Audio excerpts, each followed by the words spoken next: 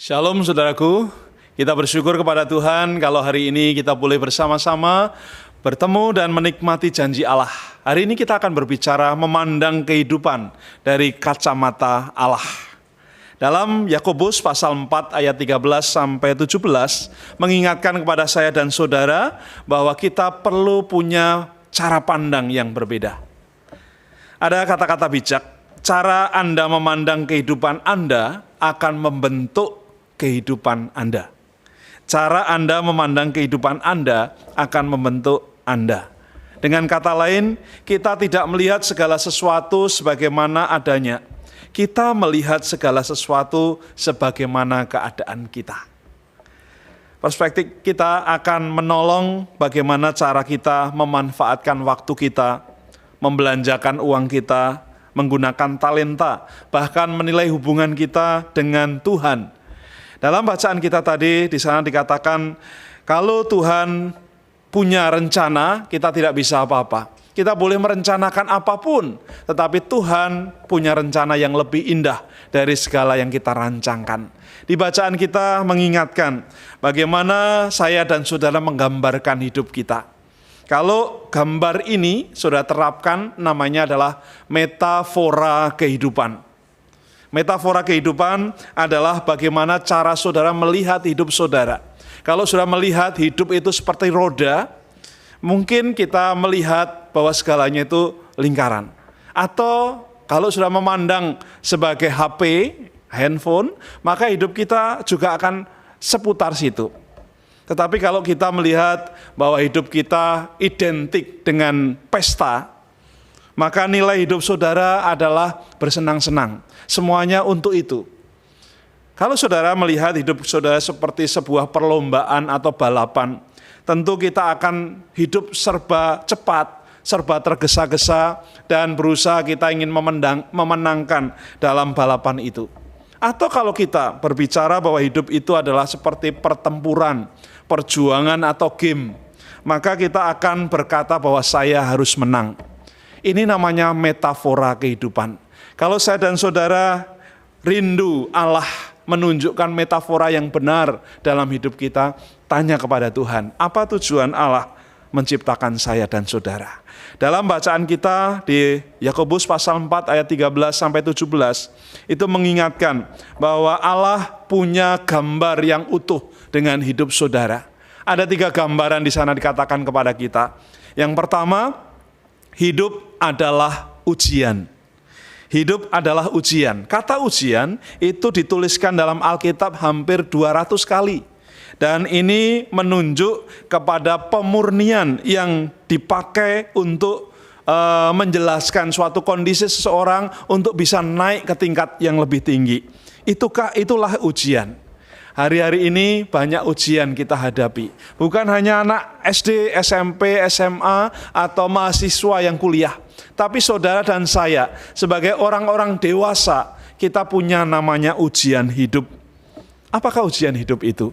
Kadang kesulitan hidup, kesulitan ekonomi, pertikaian dalam keluarga, atau penyakit-penyakit, bahkan persoalan-persoalan yang tidak kunjung selesai. Atau mungkin kita sedang ada masalah dengan lingkungan. Ini menjadi ujian-ujian yang perlu bersama-sama kita harus atasi. Metafora kehidupan pertama ini ingin mengatakan kepada saya bahwa jadilah orang-orang yang terus belajar. Jadilah orang-orang yang siap menghadapi ujian, seolah-olah setiap hari adalah ujian. Dalam Yakobus 1 ayat 12, di sana dikatakan berbahagialah orang yang bertahan di dalam pencobaan. Karena orang-orang yang bertahan seperti inilah mereka yang nanti akan menerima mahkota kehidupan, menerima hadiah, menerima juara, menerima prestasi yang terbaik, yaitu mereka yang mengasihi Allah. Sebelum saudara berdoa, pahami bahwa hidup kita adalah ujian. Yang kedua, hidup saya dan saudara dalam kacamatanya Allah adalah kepercayaan. Kepercayaan itu adalah sesuatu yang merupakan bagian yang Allah punya yang dipinjamkan kepada saya dan saudara. Orang boleh berkata bahwa kepercayaan itu identik dengan iman. Tapi lebih dalam firman Tuhan berkata bahwa Allah meminjamkan semuanya kepada kita. Termasuk hidup saya dan saudara. Kalau hari ini kita diberkati dengan harta yang luar biasa, Allah katakan itu hanya pinjaman. Kalau kita diberkati dengan pangkat dan karir yang baik, itu hanya pinjaman. Karena enggak selamanya kita akan pakai itu. Suatu saat kalau kita dipanggil Tuhan, itu semua harus kita tinggalkan dalam dunia ini. Hidup adalah kepercayaan di mana kita nanti perlu mempertanggungjawabkannya kepada Tuhan. Di dalam Lukas 16 ayat yang 10 dan 11, di sana dikatakan kepada kita, barang siapa setia dalam perkara-perkara kecil, maka dia akan dipercaya dalam perkara-perkara yang besar. Barang siapa setia dalam perkara-perkara sederhana, Allah berikan kepercayaan yang lebih luas lagi, sehingga saya dan saudara semakin naik ke tingkat yang lebih tinggi. Sementara dalam Lukas pasal 12 ayat 48, di sana dikatakan kepada kita, orang yang menerima banyak kepercayaan, kepadanya dituntut juga banyak tanggung jawab. Karena itu kalau sudah dipercaya dengan kepercayaan yang kecil, bersyukurlah. Kalau sudah dipercaya dengan kepercayaan yang sedang, bersyukurlah. Kalau kita dipercaya dengan kepercayaan yang lebih besar lagi, berterima kasih. Karena setiap kita nanti akan membawa kepercayaan itu kepada Tuhan. Ibarat rumah, kita ini hanya menempati dengan HGB, hak guna bangunan. Kita hanya menempati saja hidup kita selama di dunia ini. Hanya sementara. Alkitab katakan hanya 80 tahun. Kalau kita kuat, kita bisa ditambahi. Tapi Alkitab berkata yang kesukaannya, kebanggaannya adalah kesulitan. Kebanggaannya adalah uban. Kebanggaannya adalah penderitaan. Karena saudara dipinjami saja hidup saudara. Ada kehidupan yang lebih besar, yang lebih kekal. Yang Tuhan katakan itulah harta kita yang sebenarnya. Saat ini kalau saya dan saudara punya metafora bahwa hidup adalah ujian, hidup adalah kepercayaan. Mari kita kelola semuanya dengan baik. Yang ketiga, hidup adalah tugas sementara. Seorang tentara harus siap dalam segala waktu, dalam segala tempat, baik ataupun tidak baik waktunya. Ketika ada peperangan, kalau sang komandan berkata bahwa kita harus menghadapi, maka apapun kondisi seorang prajurit, dia hanya berkata, siap 86, saya berangkat. Dia tinggalkan istri, tinggalkan anak, tinggalkan semuanya, mengenakan perlengkapan perang dan berangkat maju perang. Tidak mengenal apapun. Yang penting saya membela negara sesuai dengan janji prajurit saya. Semuanya itu akan Tuhan kerjakan sebagai tugas buat kita. Dalam hidup kita, saudara dan saya adalah makhluk yang terbatas, yang fana. Apa yang kita alami dalam dunia ini berkaitan dengan perasaan, berkaitan dengan kondisi fisik, semuanya adalah fana dan sementara. Ada sesuatu yang lebih kekal yang Allah sudah siapkan di sana. Bahwa sesuatu itu akan kita hadapi, baik ataupun tidak baik waktunya, siap ataupun tidak siap. Kita nanti akan mendengar ketika suara sangkakala dibunyikan dan Allah berkata, sudah siapkah engkau dipanggil Tuhan?